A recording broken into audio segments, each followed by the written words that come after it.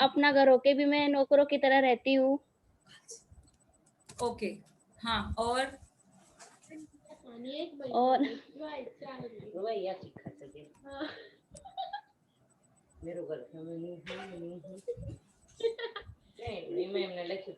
और दमयंती जब अस्पताल गई तो उसकी बहू उनकी नौकर से पूछ रही थी कि मम्मा चाबी कहाँ रखती है लॉकर की बताओ। हम्म, और क्या था? दमयंती की चीज़ें उससे बिना पूछे ही इधर से उधर कर देती है उसकी बहू। उसकी बहू को उसका क्या था वो दीवान। दीवान पसंद आता है तो वो डॉक्टर के पास जाती तो वो उठा के अपने रूम में रख लेती है। फिर उसकी बहू से दमयंती पूछती है तो वो कहती है मुझे पसंद आया। और हाँ मैम, यहाँ तक आया। नहीं, उसके आगे भी गए थे शायद, मुझे याद आ रहा है अभी। मैम वो एक बुड्ढे उनके फ्रेंड रहते मैम, मुझे नाम याद नहीं है। हाँ, उनके यहाँ जाती है वो आरण्या और वो ईशान मिलने के लिए। उनकी बेटी और एक बेटी रहती है और जमाई रहते हैं। हम्म,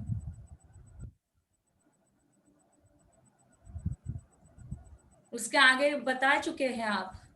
दमयंती तक आए हुए हैं। दमयंती अब तक, हर स्त्री अपनी अस्मिता की पहचान करना चाहती तो है, लेकिन अपनी सामाजिक मर्यादाओं के साथ, अपने परिवार की मर्यादाओं के साथ वह अपने अस्तित्व की पहचान खुद बनाना नहीं चाहती थी। लेकिन हुआ ऐसे कि परिवार वाले लोग जब उसी के खिलाफ कार्य करना लग जाते हैं, और उसी समय से हमारी दमयंती भी उस अस्मिता की पहचान स्वयं करना चाहती है, और वो खुद स्वीकार करती है यह कि मैं एक केवल नारी नहीं हूं बल्कि एक मनुष्य हूँ, है ना। और जब वो अपने ही दमयंती को, जब बहू बेटे के अत्याचारों को सहती हुई देखती है, तो दमयंती को प्रतिकार करने का साहस देती है ना। और जब अरण्या का साथ पाती है तो दमयंती में भी हिम्मत आ जाती है, और वह दमयंती को विश्वास भी दिलाती कि उसके बच्चे उससे माफी मांगे। नए बच्चों का सामना करने की ताकत बुजुर्गों में होनी चाहिए, ऐसा अरण्या का मानना है। अरण्या दमयंती के घर से जब भी आती है तो सोचती है कि ममता माँ सिर्फ केवल ममता ही है क्या? उसके अस्तित्व और व्यक्तित्व के जो सूत्र होते हैं वो अभी भी पिता, पति एवं पुत्र के हाथों में होते हैं। देखिएगा कि जैसे हम लोग आम समाज में चलते हैं या अपने ही परिवार की बातों को यदि हम लोग देखते हैं, तो कितनी ही पढ़ी लिखी क्यों न हो, उस पर काबू होना ही पड़ता है। उसे अपने पिता की बातों को मानना पड़ता है, अपने पति की बातों को मानना पड़ता है, और आगे चलकर उसे पुत्र के हाथों में अपनी बागडोर दे देनी पड़ती है। वास्तविकता है, मतलब इस जीवन की वास्तविकता को न तो दमयंती बदल सकी, ना कृष्णा सोप्ती बदल सकी, ना हमारी अरण्या बदल सकी, लेकिन जब भी हमारे अस्तित्व पर कोई ठेस पहुंच जाता है, तो कहीं न कहीं हमारे अंदर की सुप्त आत्मा जो है वह जागृत हो जाती है, और तब हम अपने अधिकारों के प्रति सचेत हो जाते हैं। जैसे आज हमारी दमयंती हो गई है, तो दमयंती का वास्तविक तौर पर आज की दुनिया में यह एक नितांत वास्तविक तौर पर यथार्थता के साथ जोड़ देने वाली एक कहानी के रूप में उभर कर आती है, कि जैसे आज भी यदि हम लोग देखते हैं कि हमारे घर में रहने वाले जितने भी बुजुर्ग हैं, बुजुर्ग न होते हैं फिर भी हमारे घर के माता पिता होते हैं, तो क्या हम अपने माता पिता के साथ वही बर्ताव तो नहीं कर रहे हैं? आज भले ही अरण्या को अपने बहू बेटों का सामना करना पड़ता है, लेकिन आज भी कई परिवारों में हम लोग देखते हैं कि रियल में, मतलब जैसे बड़े हो जाते, कॉलेज लाइफ हमारी चलती है ना, तो हम अपने ही मम्मी और पापा को रिस्पेक्ट देना भूल जाते। टीचर्स को तो रिस्पेक्ट देने की बात अलग है ना, लेकिन घर के रिस्पेक्ट की यदि बात करें, अपने परिवार के रिस्पेक्ट की यदि बात करें, तो हम अपने बड़े जो भी होते हैं, जैसे मम्मी पापा, बड़े भाई बड़े बहन होते, तो हम लोग उनको रिस्पेक्ट देना छोड़ देते हो। तुम, मतलब हमारी जबान से तुरंत शब्द उमड़ कर आता है, तुम्हें समझ में नहीं आता है क्या? है ना। तो ये जो हमारे समझ में ना आने की बात है, इतना ही शब्द महत्वपूर्ण होता है बेटा, कि जब हम अपने मम्मी के साथ, अपने पापा के साथ, अपने बड़े भाई के साथ इस प्रकार का बर्ताव करते हैं, तो बहुत बड़ी ये जो है ना, ये कार्य मतलब एक गुनाह है, यदि हम अरण्या की दृष्टि से देखें, दमयंती की दृष्टि से देखें तो। क्योंकि आज यह अरण्या और दमयंती केवल किताबों में नहीं है, केवल लिखित तौर पर नहीं है, बल्कि घर घर में विराजमान हो गई है। तो क्या हम अपना बड़ी महत्वपूर्ण चीज इस उपन्यास के जरिए हमें मिलती है, और वो है आपका इंट्रोस्पेक्शन, है ना। जब व्यक्ति अपना खुद का इंट्रोस्पेक्शन करने लगता है, खुद को जांचने लगता है, खुद को परखने लगता है, तब उसे एहसास हो जाता है कि नहीं, मैंने जो भी कार्य किया है वो गलत कार्य किया है। अब गलत कार्य करने से तात्पर्य यह नहीं है कि किसी जगह पर चोरी करके आए, यही केवल गलत काम नहीं है बेटा। तो इसके साथ साथ हमारे घर में रहने वाले बड़ों के साथ हमारा बर्ताव कैसे होता है, बहुत बड़ी चीज है। भले ही आपके संस्कार क्या कहते हैं, है ना। तो आज अब तक तो आपके संस्कार बहुत अच्छे थे, लेकिन हो सकता है कि आपकी मेंटालिटी ठीक ठाक ना हो, आप सोए हुए नहीं हो, आपकी बहुत बर्डन आप पर आ गया है पढ़ाई का, तो अनायासी तौर पर आप पर एक बर्डन आने के साथ साथ एक लीवर की गर्मी जब आती है, तो आप अनायासी तौर पर कुछ भी बड़बड़ाने लग जाते हैं। हम भूल जाते हैं कि हमारे साथ, हम अपने बड़ों के साथ कैसा बर्ताव कर रहे हैं। हम भूल जाते हैं कि ये हमारे हमसे बड़े हैं। हम भूल जाते हैं कि हमने कौन सी चीज उनसे कही। तो स्वाभाविक तौर पर आपको बड़ी ईमानदारी के साथ आपके घर वालों का रिस्पेक्ट करना चाहिए। न ही केवल घर वालों का, बल्कि आपके गुरुजनों का भी आपको रिस्पेक्ट करना आना चाहिए। आपके गुरुजनों को छोड़ दीजिए, आपको पूरे समाज का रिस्पेक्ट करना आना चाहिए। और देखिएगा कि जब हम बात कर रहे हैं अरण्या और दमयंती की, तो कई ऐसी अरण्या है, कई ऐसी दमयंती है कि आज भी वह ममता के लिए, अपने प्यार के लिए तड़प रही है। कई ऐसी दमयंती है कि जो अपने बहू और बेटे के केवल माँ या पिता कहने के शब्द के लिए ललच रही है। कई ऐसे पिताएं भी मौजूद हैं कि जो अपने बेटे की पिता कहने के, पापा कहने के लिए लोलुप हो चुके हैं। कई ऐसी मम्मी आज भी है कि जो अपनी ममता रूपी माँ को देने के लिए तड़पती है, लेकिन हम हैं अपनी आन शान और अपने वान में अपने ममता को भुला दिए जा रहे हैं। तो दोस्तों, आप सभी लोगों को आज रिक्वेस्ट करना चाहते हैं कृष्णा सोप्ती जी के माध्यम से, क्योंकि उन्होंने समय सरगम इस माध्यम से समय के मूल्य को पहचानने की बात की, समय के साथ साथ हमें अपना इंट्रोस्पेक्शन करने की बात कही, और साथ ही उसके अस्तित्व और व्यक्तित्व के जो सूत्र अभी भी पिता के, पति के और पुत्र के हाथों में हमने सौंप दिए हैं। तो ये सौंपने वाली जो दमयंतियां लाखों तमामों घरों में आज भी मौजूद हैं, तो उन पिताओं से, पतियों से और पुत्रों से हम सभी लोगों से गुजारिश करना होगा, विनती यही करनी होगी कि उनके अस्तित्व की रक्षा का भार आपको अपने कंधों पर लेना होगा। और देखिए, यही होता है कि दमयंती के घर में जब ये सारा कांड चल रहा है, तो निश्चित ही तौर पर हमारी अरण्या दमयंती के हृदय में अपने अस्तित्व की पहचान बनाने की कोशिश जान करती है। लेकिन देखिएगा, 1 महीने के बाद में माधव का फोन आता है। माधव चूंकि यह दमयंती का एक नौकर है, वह ईशान को बताता है कि मालकिन चली गई। कारण पूछने पर वह कहता है कि टेलीफोन पर नहीं बता सकता, पर आपको पता चल ही जाएगा। देखिए ना दोस्तों, कितनी आज दमयंतियां है जो उस ममता को तड़पती हुई मर जाती है। कितने ऐसी बहू बेटियां अपने ही घर में बैठी हुई है जो अपने मम्मी को नहीं देख सकती, अपने सास को नहीं देख सकती, अपने बुजुर्ग लोगों के प्रति अपनी भावनाएं नहीं दिखा सकती। क्या नारी होने के नाते अपने अंदर का हृदय जो है वह नष्ट हो गया है? क्या हम लोग हृदय शून्य बन गए हैं? हमें इंट्रोस्पेक्शन करने की जरूरत है दोस्तों।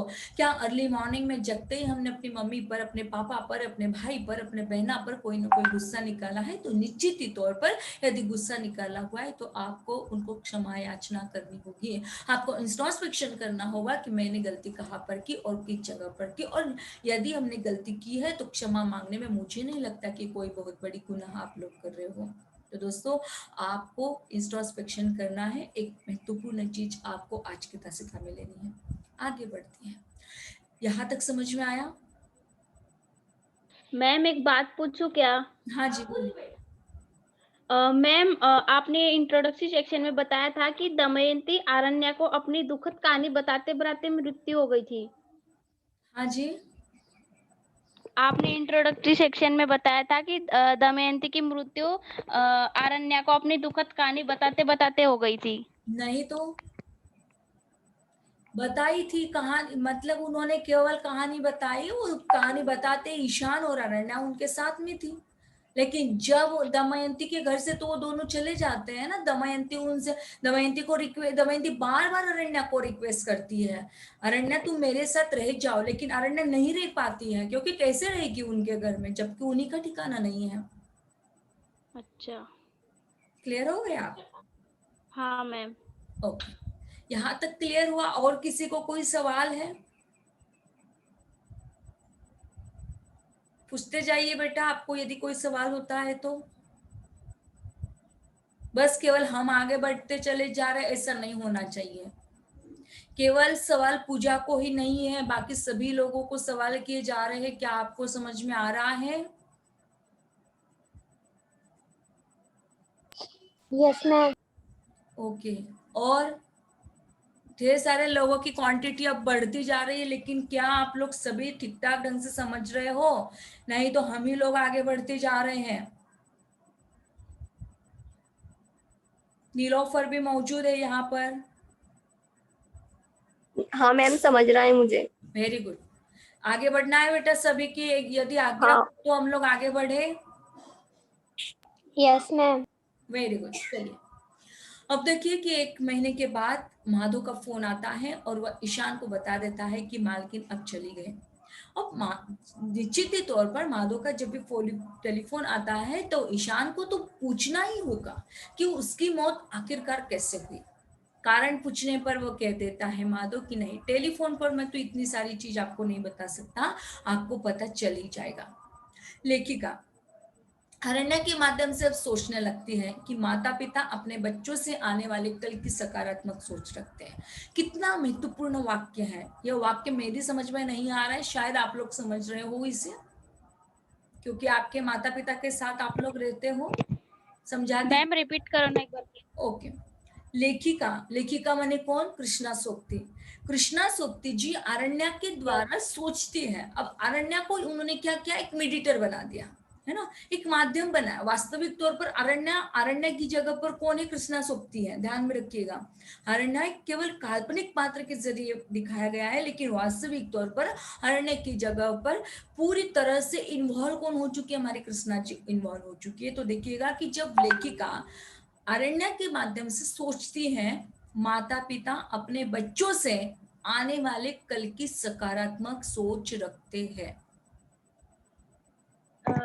मैम कृष्णा सोप्ते जी कहते हैं कि मतलब जो आने वाला काल है उसमें जो माता पिता है बच्चों को पाल पोस के बड़ा करते हुए मतलब पॉजिटिव थिंकिंग रखते कि आगे जाके ये हमारी सेवा करेंगे। और बिल्कुल सही है आपका वाक्य जो आपने कहा हुआ है। आगे आने वाले मतलब मुझे यकीन हो गया है कि आपने जो हमने पीडीएफ फाइल भिजवाई है वो शायद आपने बहुत अच्छे से पढ़ी है। कितने लोग पढ़ पाए गूगल क्लासरूम पर जाकर? पढ़े क्या आपने? आपको जो नोट्स दिए हैं उसकी फोटोकॉपी निकालो। नहीं निकाल पा रहे हो तो उसे लिख लो, है ना। जितने प्रश्न हमारे अब तक के हुए हैं उन प्रश्नों को, जैसे तात्विक विवेचन हमारा हुआ है, पात्रों की बहुत डीप से हम लोगों ने चर्चा की हुई है, नए मूल्य बोधों को हमने आपके सम्मुख रखा हुआ है, और अब पूरा विवेचन मतलब समय सरगम का विवेचन रोज चल रहा है। तो डेली हम लोग बीच बीच में आपसे चर्चा कर रहे हैं, आपका डाउट सेशन भी चल रहा है बीच में से, है ना। तो यदि आपको कोई सवाल आ रहा है तो आप प्लीज हमें इन्फॉर्म कर दीजिए, तुरंत रोक दीजिए कि यहाँ पर समझ में आया है नहीं आया है। ओके, तो देखिएगा कि जैसे हम आपको बता चुके हैं कि लेखिका अरण्या के द्वारा यह सोचती है कि माता पिता अपने बच्चों से आने वाले कल की सकारात्मक सोच रखते हैं, है ना। तो इस वाक्य से जाहिर सी बात है कि बचपन से जिन बच्चों को माता पिता पाल पोस कर पढ़ा लिखा कर स्वयं के पैरों पर खड़ा होने लायक बना देते हैं, है ना। लेकिन वही बच्चे अब जैसे आप लोग बड़े हो गए, जैसे अभी हमने आपको बताया ना, आज की आपकी मेंटालिटी क्या हो गई है, तुरंत आप कह देते हो आपके पिता को, समझ में नहीं आता कि आप बीच बीच में क्यों बोलते हो। आपकी मम्मा यदि आपके साथ कुछ डिस्कस करना चाहते तो आप तुरंत आपकी माँ को रोक देते, होता है ऐसा? होता है नहीं होता है? होता है कि नहीं होता है?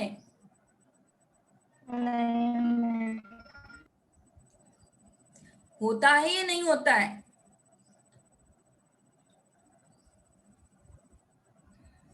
कोई नहीं बोल रहा मतलब होता है मैम। ओके, मतलब देखिएगा कि जैसे हमारे मम्मी और पापा एक आपको लेकर, है ना, ये जाने दीजिए, अरण्या को जाने दीजिए, कृष्णा सोप्ती को जाने दीजिए, समय सरगम को भी जाने दीजिए, बात अपनी चल रही है। आप अपने सभी की, जितने लोग आप भी जुड़े हुए हैं ना, उन सभी की बात चल रही है। तो हमें यह बताइएगा कि क्या हम अपने माता पिता के संदर्भ में, जो आपके माता पिता ने कल की सकारात्मक सोच रखी हुई है, तो क्या हम लोग उस पर खरा उतरते हैं? मैम कोई कोई उतरता है, कोई कोई नहीं उतरता। जैसे उतरने की बात अ, की है, जैसे जैसे वो अपनी मतलब उसकी उनकी शादी होने के बाद वो अपनी माँ की सेवा करते हैं, हाँ। उनकी दवाई पानी का ध्यान रखते हैं, उनको ऐसे बोलते हैं ना हथेलियों पे रखते हैं, हम्म। खांसी भी आई तो डॉक्टर के पास लेके जाते हैं। और कोई कोई ऐसे रहते हैं कि माँ बोले कि मैं बीमार हूँ या मुझे कुछ और चीज की जरूरत है तो वो बेटा ध्यान नहीं देता, मतलब वो माँ के ख्याल नहीं रखता। बिल्कुल सही है। तो क्या आपको लगता है ऐसा पूजा कि ये कार्य केवल बेटों का ही होता है, बेटियों का कोई फर्ज नहीं होता? नहीं मैम, ऐसा नहीं होता है, बेटियों का भी ये कार्य है। पर ऐसा कहा जाता है कि बेटी के ना मायका बेटी के दो घर रह के भी वो बेघर, ऐसा बोला जाता है मैम। क्या आप इस वाक्य को एक्सेप्ट करती हो कि उसके दो घर होकर भी वह बेघर होती है? हाँ, नहीं मैम, पर हमारे इसमें ऐसा बोला जाता है, कितनी भी मतलब सेवा कर लो, सास की कर लो, माँ की कर लो, लेकिन हम ऐसा बोला जाता है कि बेटी के घर का माँ लेती नहीं है कुछ भी। अच्छा, तो आपका कहने का तात्पर्य केवल इतना है कि बेटियां ही घर को संवार सकती है, बेटे भी घर को संवार सकते हैं, लेकिन वास्तविक तौर पर वास्तविकता यह होती है कि दोनों को भी नहीं, दोनों भी अपने माता पिता की देखभाल नहीं कर पाते, है ना। देखिए, इस वाक्य से हम यदि दोहराई दे या हम इस वाक्य को गहराई से देखें, तो निश्चित ही तौर पर हमारे माता पिता ने जितने पापड़ बेले, है ना, मतलब कितने पापड़ बेले हैं, डू यू इमेजिन, हम लोग जानते भी नहीं है कि क्या वो कार्य कर रहे हैं, कितना बड़ा कार्य वो कर रहे हैं, हमें पढ़ा लिखा कर स्वयं के पैरों पर खड़ा करते हैं, इस लायक बना देते हैं कि वो हम अपने पैरों पर खड़े रहें, हम एक दूसरे को संभाल सकें। लेकिन बस इतनी सी बात कि क्या माँ आपने खाना खा लिया, क्या पिताजी आपने खाना खा लिया, बस इतना सा सेंटेंस कहने में नहीं जाता हमारा। और दमयंती भी यही चाहती है कि हमारा बेटा है तो हमारा बेटा हमारा ख्याल करे, हमारी बहू हमारा ख्याल करे, अच्छे से रखे, दवा उनके हाथों से ले, लेकिन हम लोग नहीं कार्य करते। और इस कारण लेखिका जो है वह अरण्या के द्वारा सोचने लगते कि माता पिता अपने बच्चों से आने वाले कल की सकारात्मक सोच रखते हैं, तो निश्चित ही तौर पर बेटा हमारे माता पिता ने, मतलब आपके माता पिता ने भी आपके बारे में कई ऐसे तमाम ऐसे सकारात्मक सोचे रखी होगी कि हमारी बिटिया आगे जाएगी, पढ़ेगी, लिखेगी, स्वयं अपने पैरों पर खड़ी होगी, और जब गले में मंगलसूत्र आएगा तब घर से बाहर भाग जाएगी और हमारी तरफ देखेगी भी नहीं। क्या होगा ऐसा? देखा होगा उन्होंने ऐसा सपना? ऐसा सपना आपके माता पिता ने सोचा होगा, देखा होगा? No ma'am. No, nothing. कोई भी माता पिता इतने सेल्फिश नहीं होते बेटा कि वह केवल अपनी ही सोच रखें, लेकिन ये आपका उत्तरदायित्व है, आपका फर्ज है, पूरी रिस्पॉन्सिबिलिटी है। जब तक आपके गले में मंगलसूत्र नहीं होता है तब तक आपके माता पिता की सेवा करना यह आपका उत्तराधिकार है ना। जब चाहे तब उनकी बहू आ जाए, और बहू या होती भी है तो आपकी पर्सनली रिस्पॉन्सिबिलिटी होती है, आपकी जिम्मेदारी होती है कि आप आपके माता पिता की सेवा करें। और जब ये सकारात्मक सोच आपके साथ रहेगी तो निश्चित ही तौर पर आपको आशीष मिलेगा और उसी आशीष के बलबूते पर आप आपकी उच्च लगा तक पहुंच सकते हैं। और देखिएगा कि जब माता पिता अपने बच्चों से आने वाले कल की सकारात्मक सोच के बारे में रखते हैं और वही सोच बचपन से जिन बच्चों को माता पिता ने पाल पोस कर पढ़ा लिखा कर स्वयं के पैरों पर खड़ा होने लायक बना दिया, तब वही बच्चे एक दिन माँ बाप का सहारा न बनकर उन्हें बेसहारा कर देते हैं। जीवन की वास्तविकता, अपने माँ बाप को एकाकी और सूनापन देते हैं, दुख निराशा देते हैं, उनके जीवन की सुरक्षित पूंजी तक छीन लेते हैं। बच्चों के लिए सुरक्षित भविष्य तैयार करने वाले माता पिता और माँ बाप बच्चे बड़े होने के पश्चात असुरक्षित जीवन जी रहे हैं और यही जीवन की वास्तविकता है। दोस्तों, इन पंक्तियों को बड़े उदाहरणों के साथ आप आपके दिल में, आपके दिमाग में, इस सुपर कंप्यूटर में डाल दीजिएगा, क्योंकि आपके माता पिता ने बड़े चाव से आपको बताया है।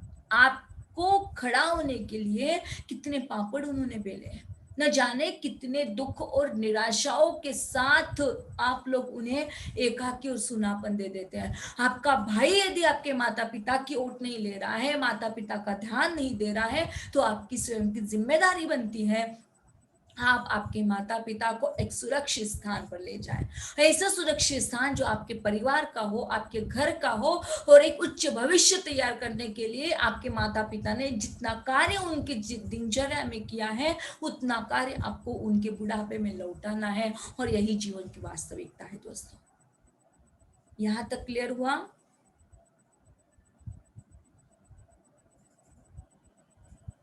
यहाँ यस मैम। आगे बढ़े हम यस लोग। मैम। क्या हुआ? आप यस लोग मैम। विचार शून्य हो गए बिल्कुल? क्या हो क्या गए आपको?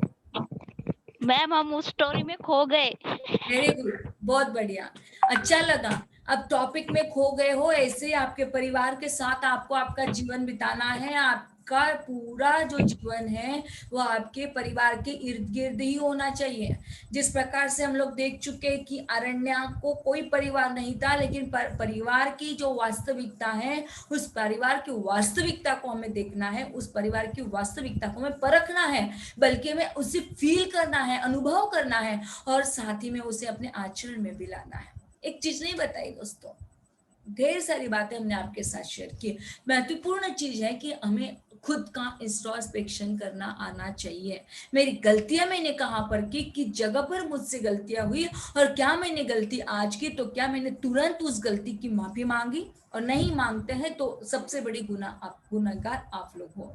तो देखिएगा, इस प्रकार से हम अपने माता पिता को सुरक्षित भाव रखें, क्योंकि आज जीवन की वास्तविकता यही चल रही है। ईशान, देखिएगा, एक उत्तरीय प्रश्न तैयार कर चुके हैं, आज आपके गूगल फॉर्म पर हम लोग भिजवा देंगे। जिससे आपकी टेस्ट होती है, उस टेस्ट के दरमियान ही आपको 50 ही है, ज्यादा क्वेश्चंस नहीं निकाले हमने, बस केवल 50 क्वेश्चन निकाले हैं। तो उन 50 क्वेश्चंस में से एक क्वेश्चन आपका आता है कि किन दोनों की जन्म तिथि एक है? ईशान और आरण्या। वेरी गुड, बहुत अच्छा लगा ये सब चीजें सुनकर कि आपको याद आ रहा है सभी। तो ईशान और अरण्या का जन्मदिन एक ही तारीख को मनाया जाता है। 75 साल की उम्र तक पहुंचे दोनों अपने जन्मदिन को एक साथ मनाते हैं। अरण्या ईशान के लिए केक लेकर आती है और उसे बधाई देती है। ईशान अरण्या को जन्मदिन की भी बधाई देता है। दोनों एक दूसरे के लिए केक लेकर आते हैं, लेकिन आज अरण्या 2 केक लेकर आई है। ईशान कहता है कि दोनों का जन्मदिन यदि एक ही तारीख को है तो फिर 2 केक की क्या जरूरत है, ये तो पैसों का दुरुपयोग है। दोनों की उम्र एक समान है, किंतु अरण्या अपने आप को उम्र में बड़ी नहीं मानती, क्योंकि उसके पास उसका परिवार फैला हुआ नहीं है। वह अपने आप में माँ, दादी, नानी जैसे बूढ़ी छवि में नहीं देखती। देखिए ना, हम बूढ़े कैसे बन जाते हैं? जब हम माँ बन जाते हैं, जब हम दादी बन जाते हैं, जब हम नानी बन जाते हैं, तब हम अपने आप को बूढ़े कहने लगते हैं। लेकिन हमारी अरण्या को तो अपने परिवार में कोई नहीं है जो उसे दादी कहे, जो उसे माँ कहे, जो उसे नानी कहे। और नानी मतलब अरण्या को ऐसा लगता है कि दादी, नानी, माँ, ये जो शब्द है ये अपने ही जगह पर बूढ़े का एक तमाचा मारने लायक है। जैसे कोई मार देता है बहुत जोर से और एक लग जाता है थप्पड़, तो बस एक तमाचा मारने के जैसा ही है बूढ़े का एक स्वरूप, जो दादी के रूप में, नानी के रूप में, माँ के रूप में अपनाया जाता है। लेकिन ईशान और अरण्या, इन दोनों की सोच डिफरेंट है, वेरी वेरी डिफरेंट। क्योंकि ईशान परिवार को एक गहरी गुत्थी मानता है, मतलब उसे परिवार में गुद जाना, परिवार में घुल मिल जाना, परिवार के साथ रहना पसंद है। और अरण्या को परिवार ही पसंद नहीं है। क्यों पसंद नहीं? क्योंकि जब वो राइटिंग करती है, जब वो लिखती है, तो लिखने में परिवार सबसे बड़ी बाधा होता है, ऐसा अरण्या की सोच है। लेकिन अरण्या की सोच अलग है, ईशान की सोच अलग है। ईशान अपने परिवार को गहरी गुत्थी के रूप में मानता है, और परिवार में ममता, स्नेह, प्यार एवं अनुशासन होता है, ऐसा मानने वाला हमारा ईशान है। तब अरण्या कहती है कि परिवार में आरक्षण और संरक्षण का होना दोनों का जरूरी है। दोनों की सोच में गहरा अंतर है। क्या आपको लगता है कि एक और ईशान परिवार की उस गहराइयों को मानता है, परिवार की उस ममता को, उस स्नेह को, प्रेम को, अनुशासन को मानता है? तो अरण्या का कहना है कि परिवार में आरक्षण और संरक्षण का होना जरूरी। क्या दोनों में अंतर है? थोड़ा डिस्कस कीजिएगा आप लोग। मैम बोलूं क्या? हाँ जी। केवल पूजा आपके लिए लेक्चर चल रहा है, बाकी के लोग सो गए क्या? नहीं मैम। मैम अभी मैं नहीं बोलती हूँ, बाकी सबसे पूछो आप। नहीं नहीं, ऐसे नहीं है। एक का उत्तरदायित्व होता है, लेकिन कोई भी नहीं बात करता है, केवल पूजा अकेले ही सब रिस्पॉन्सिबिलिटी उठा लेती है। तो बेटा मुझे कहीं ना कहीं ऐसा लगता है कि हमारा एक तरफा तो नहीं चल रहा है। जैसे एक तरफा प्यार कभी सफल नहीं होता। किया है क्या कभी एक तरफा प्यार? No ma'am. नहीं मैम, हम लेकिन हमने तो किया है ना। हम आप पर मरते हैं, लेकिन आप हम पर नहीं मरते हो। क्या करें, क्या करें? मरने मारने की बात नहीं है बेटा, लेकिन एक तरफा प्यार से तात्पर्य है कि केवल पूजा अकेली बात करती है, तो केवल अकेली पूजा का तो लेक्चर नहीं चल रहा है। वो जितनी इन्वॉल्व होती है, जैसे हर चीज में इन्वॉल्व होती है, तो आप लोग इन्वॉल्व क्यों नहीं हो पाते हैं? ये मेरा पूछना है आपसे।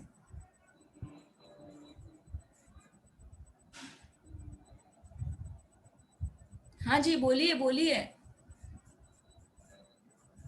नीलोफर जुड़ चुकी है यहाँ पर, कितने बच्चे जुड़े हुए हैं? तो आप लोग बात क्यों नहीं कर सकते? आप लोग, आपके समझ में आ तो रहा है तो डिस्कस कीजिए।